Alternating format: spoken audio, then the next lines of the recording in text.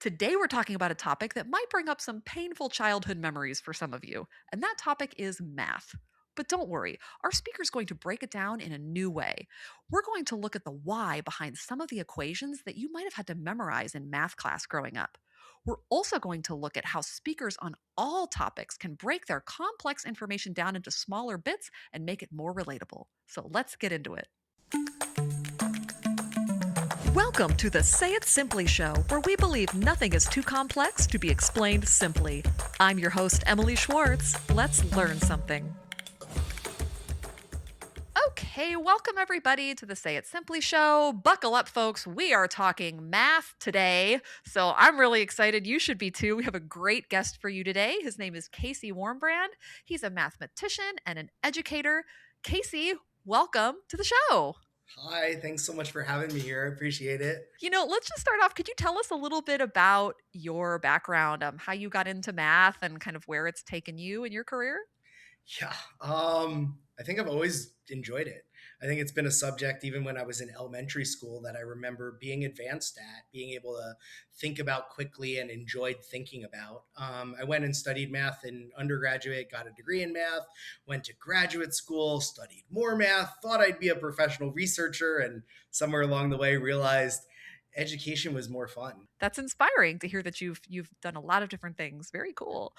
Um, at the Say It Simply show, we start right off with a question that we are going to ask you to explain simply, because that is the whole point. People listen to this show because they say, "Oh, I've got this complex thing and I just don't know how to explain it." And you actually have one of my favorites so far because I was trying to think of what is a math equation that everybody would know, that everybody had to memorize in school. And I thought of pi r squared. Everybody knows pi r squared. We had to memorize it, right? And that's the area of a circle. Why? I don't know, because I had to memorize it. So you're the perfect person, Casey, to ask, why is pi r squared the area of a circle?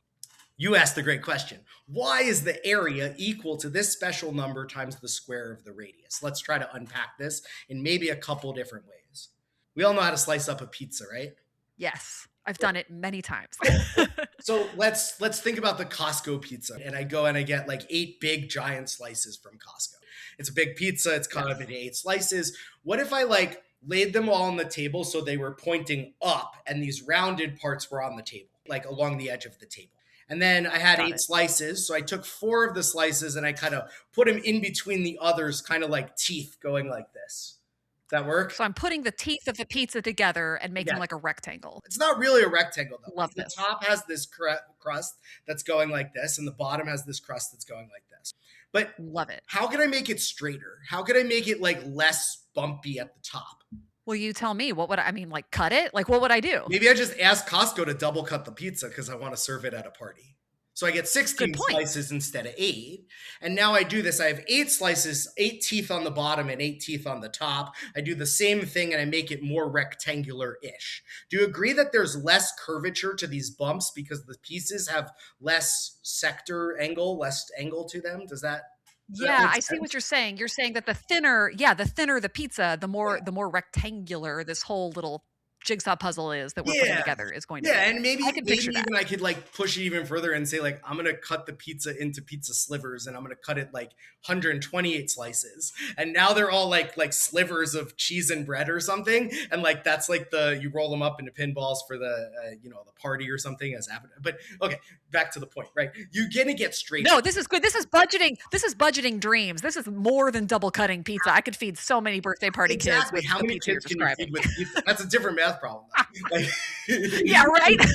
No, keep going. This is wonderful. so you're with me. Like it's kind of turning rectangular-ish the more slices I cut. Yes, you agree with that? Okay. Well, now where is all the crust in this rectangle? It's along the top and the bottom. Yeah. So the dimension of the bottom of the rectangle is half the circumference, or pi times r. Half the circumference, I see where you're half the going. crust ends up on the top of the rectangle and half on the bottom when we do this kind of deconstruction. I'm cutting the pizza, I'm reorganizing how the slices are laid out on a rectangular table rather than inside a square pizza box. Hopefully we're visualizing. Got it. Yeah. No, So no, no, I'm visualizing this, right, I'm visualizing it. So the bottom dimension is pi times the radius. Now I have this thin slice of pizza. And so effectively that side length of the rectangle, that vertical length, if I have the crust along the bottom and the top, that other dimension for the rectangle must be the radius length. Right, because that's the distance from the middle to the outside, and Yeah, that's it's what a like kind of the pizza length of is, a your piece of slice of pizza. Yeah, pizza if you okay. measure it along the side Right. of the triangle. Yeah, triangle-ish shape. Yeah? So I have Got a it. rectangle. How Yeah. much? That's all the pizza. I just reorganized the shape and the presentation instead of in a circular way. I've cut these slices really weirdly many, many times, and I've put it into a rectangle now. So the kids can come and peel up their slice from the rectangle. So all the pizza is Right. contained within a rectangle. Pi r by r. What's the area of the Oh, and rectangle? that's how to find Width by height, length by width, whatever you want to call it, two dimensions for area of a rectangle, once by one dimension by the other. Pi r times r, there's your pi r squared. so that makes a lot of sense because, like, when people learn the area of a rectangle, like, that's easier to visualize. Yeah, you multiply the length by the width, and you can, like, see that, and we've all done that same area exercise with graph paper when we were in 2nd grade. But then the circle just becomes harder to visualize. So what you did is you deconstructed the circle. You made a pizza rectangle that dreams are made of, and essentially the length is pi r, the width is r. Mhm. So when you just do that equation with like you would do a rectangle, that's what we get pi r squared, and we can deconstruct it into a. Can we just learn everything as pizza, Casey? That's my question to you. Fine. I mean, we can try. It's sometimes fun to talk about M&Ms and candy coated shells and all sorts of other fun jazz to like bring food into the classroom. But this is like the idea you're saying. We're connecting something more mysterious, the round shape, to something we understood really well in elementary school, the rectangular shape. And that's kind of where you can get a lot of the aha for students. Instead of asking them, here's a formula, area is pi r squared, and putting it on a blackboard and saying, memorize this because you're going to need it as an adult.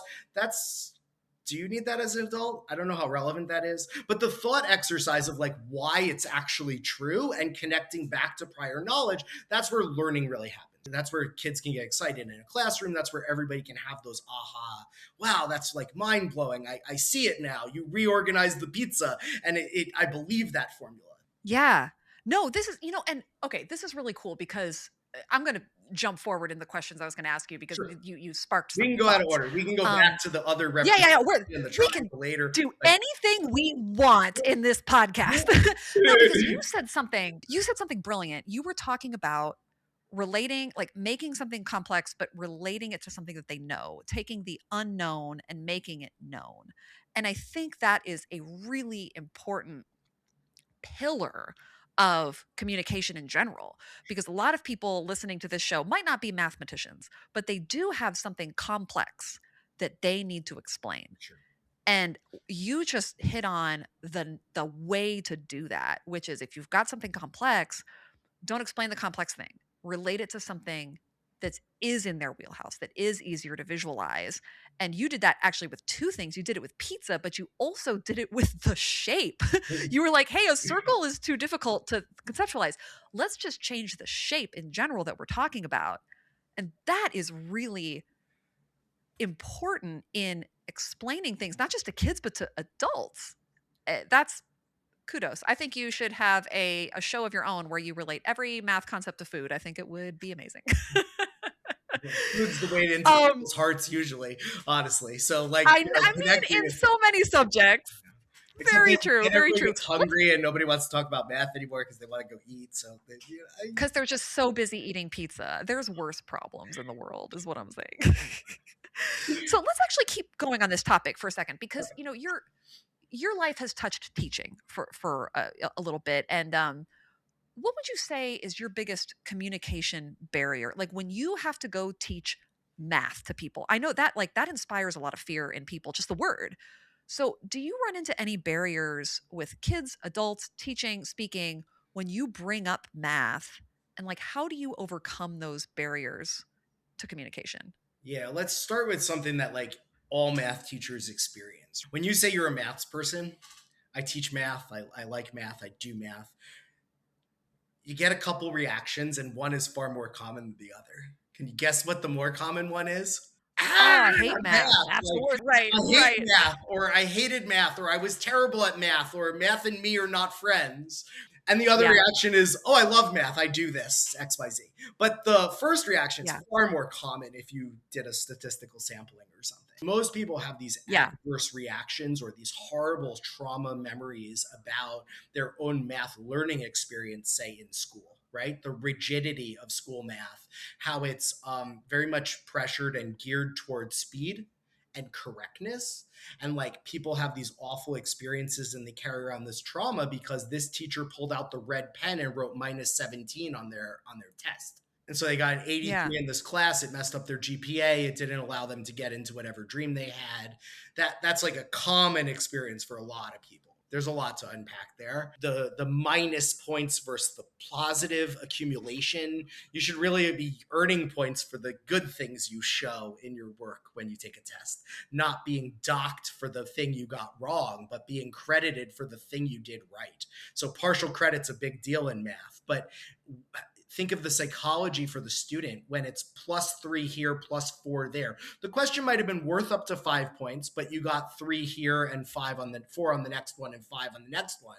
And now all of a sudden you earned 12 points out of 15. You earned the grade you got versus the other teacher Ooh. who had 3 questions, 5, and wrote -2, -1, and check. And then that same student got 12 out of 15, but the perception is completely different receiving that paper back. This stupid teacher docked me 3 points versus I Right. messed up and I earned 3, 4, and 5 because my work was credited this way.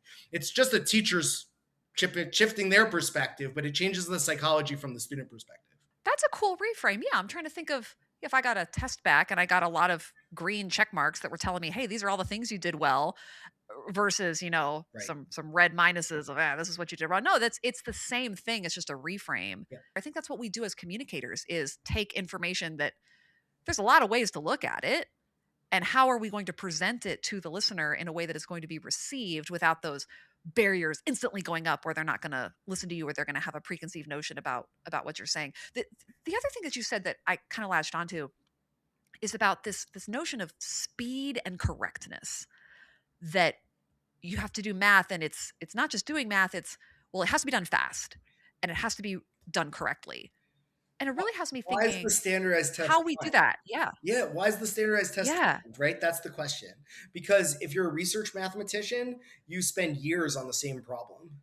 You might think about a problem Yeah. intensely for over months, sleeping and thinking and waking and eating and drinking and doing other things and solving other problems and then coming back to the same problem. There's no time limit on when a research mathematician has to solve a problem, you know? But in Yeah. school, No, that's true. No, that's a good point. It's because it's not just math. It's really any topic. Like, are we putting pressure, unnecessary pressure, on people when they're in the ideation phase and they're learning and getting ideas and trying to just explore a topic?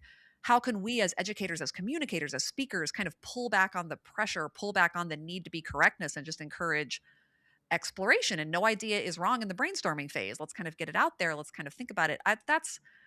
That is the relatable concept, I think, to any topic that's being explained simply. Really cool, really cool. You talked about the joy of problem solving to me on our pre-call, and I thought that was a really fun way to put it. And it kind of relates to what you're talking about right now. That math is not just a thing to solve. It's not just a thing we do. It's like a way of being and a way of looking at things. Can you speak a little bit more about what you meant by the joy of problem solving in math and how you get yeah, people to do it? there's a lot of directions this conversation could go. I love it. Let's go all the directions. Neurochemistry, endorphins. You know, solving a difficult problem is going to release more endorphins in your brain. So that's going to create more joy upon knowing you have a correct solution. You have this mathematician working on a problem for many, many years, and they're kind of off and on thinking about this thing for many years. And researchers write about this, right? You're stepping on the bus one day, and like a bolt of lightning, the solution hits you. That is the most joyous feeling you can feel as a problem solver because this is something you've poured an inordinate amount of time into. And now all of a sudden, in a singular moment when you least expected it, the solution hit you like a ton of bricks. And so that is kind of like the ultimate. That's the ultimate high as a problem solver. That joyous moment of eureka, it's here. Think about like the way they write about Isaac Newton sitting under an apple tree and a apple hitting him, and he's like, gravity. It didn't really work that way. He was like, they were in the midst of a plague like we had a few years ago, and he were treated to his family's farm, and he had all these books, and he was studying and thinking about advanced ideas like calculus, and all of a sudden he had a discovery and wrote about it. It's grossly told incorrectly about a singular instance of an apple falling on his head, but this was years of work that he poured into this to really come to this, groundbreaking. I'm going to connect this idea in calculus to this other idea that's not calculus, but it really is. And now here's a subject born out of this fundamental idea. That's Ooh, the can joy we of. talk about the apple for a second? Let's Yeah, hold on, Casey. no, Let's pause on sure, this sure. because you just made me think of something, and I might be thinking of this for the rest of my life. I don't know.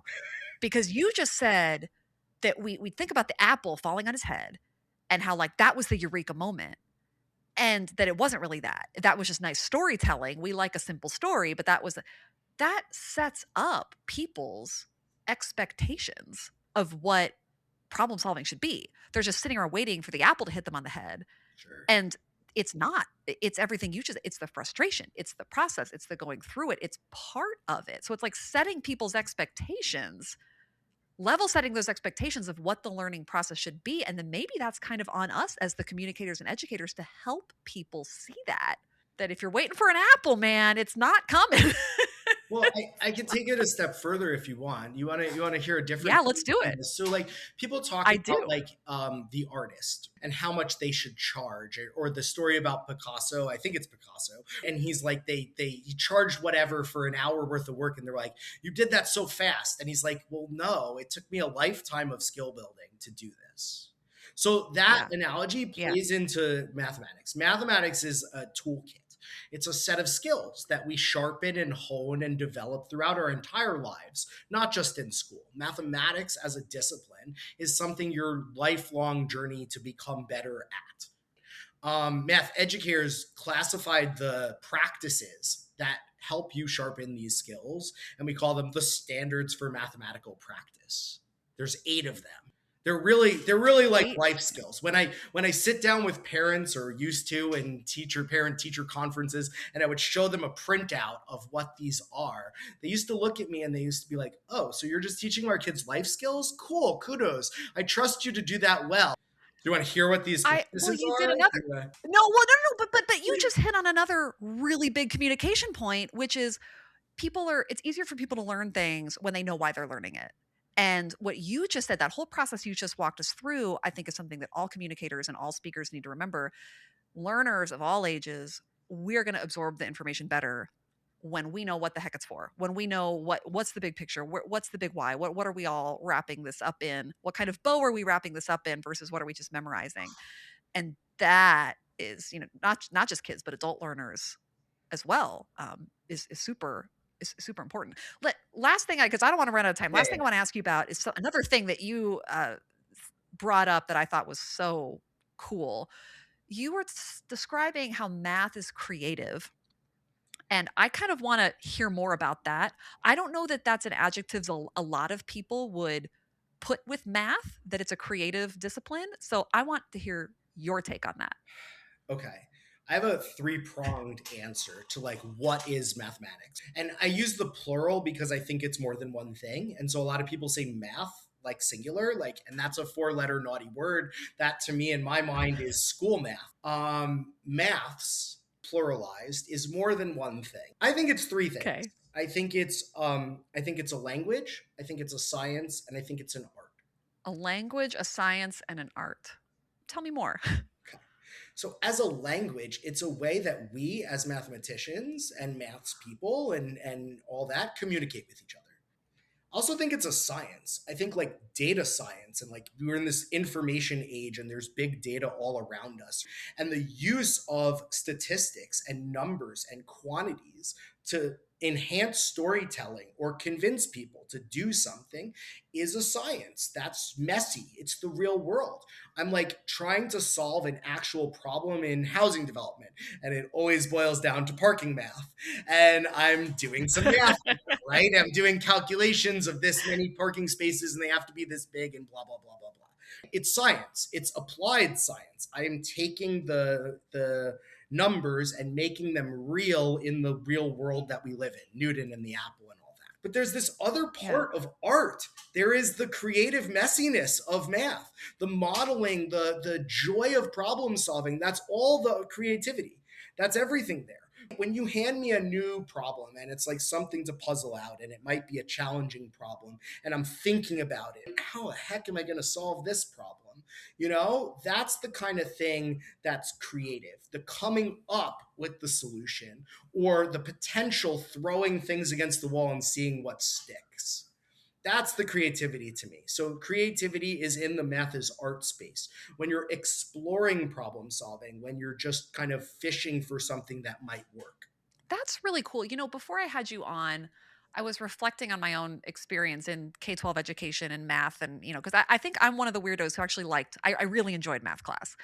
But what you just said right there kind of made it all click for me that I think I liked the messy math. I think that's what it is because I liked math more as I went through school and it got more difficult and I had to work harder at it. And that feels like it would be backwards. Like it feels like, well, why would you like something more that requires more effort from you? But I think what you just said so eloquently, that the messy math is what hooks people. I maybe we can make math messier for younger kids too. That would be I messy think math for all a lot of people. math educators are trying to do that. You got to build off the prior knowledge. There's this like Vygotsky, the ZPD thinking, zone of proximal development. You don't want to put things too far out of reach, right? Because if I give you a research math question and you don't have beyond elementary knowledge of math, you probably won't even access the problem. You don't even know what the terms mean. You don't know the definitions. It's really hard to be accessible. So creating that on-ramp for students and giving them that like quick acceleration into challenge, because we all want to be challenged. We all want to feel like we've accomplished something. And that's where that endorphin release in problem solving usually comes from, because you're like, oh, I didn't even know how I was going to do this, but I did it. It works. It makes sense, cool experience. Well, let me tell you, Casey, we love some ZPD on the Stay It Simply show, the zone of proximal development, that Goldilocks zone where it's not too difficult, it's not too easy, it's right at your challenging. That's what we're all trying to do. That's what we're all trying to do as educators and speakers is give people the right amount of challenge. So this is all great, giving people lots of stuff to chew on. Let's get into our final thoughts because I want to kind of give our listeners something to go out into the world with.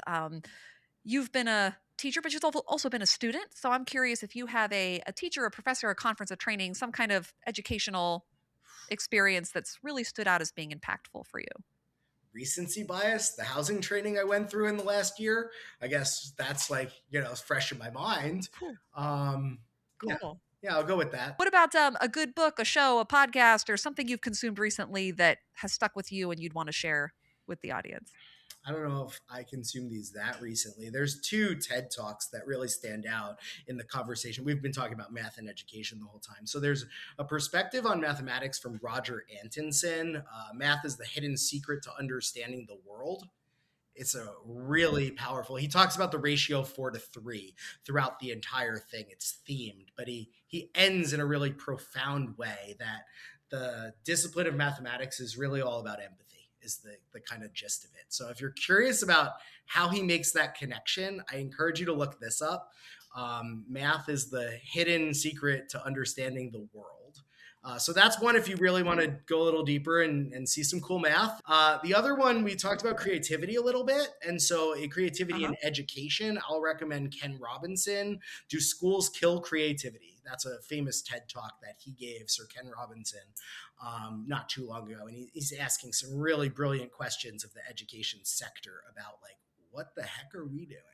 I love that because no, I know because I mean I know a lot of people in the education space and I've existed in that space myself for a number of years and we're trying. There's a lot of people who have a lot of really innovative and cool ideas on how to reinvent the way we teach, how to reinvent the way we explain. And I love that there's so many voices out there getting that dialogue out there into the everybody space so that we can all talk about it and brainstorm and learn from each other. I'm going to link both of those into the show notes. Finally, Casey, how do people contact you? What's the best way for people to I mean, I'm follow on you? LinkedIn. You could just look my name up and probably find me. I think my name's pretty unique. hit me up on LinkedIn. Like, been big into network theory for a long time. So just expanding networks is really cool. If you got something cool to say or ask me a question, I'll certainly respond. So it's a good way to reach me. Awesome. Well, we will link to your LinkedIn in the show notes. Cool. Casey Warmbrand, mathematician, creative educator, all the things. Thank you so much for being on the program. And I look forward to having many math pizza parties in my future because I think I might need to plan one. Thanks a lot, Thanks Casey. for having me, Emily. You just listened to the Say It Simply show. Don't forget to subscribe and visit emilyschwartzspeaks.com for more speaking tips. See you next time.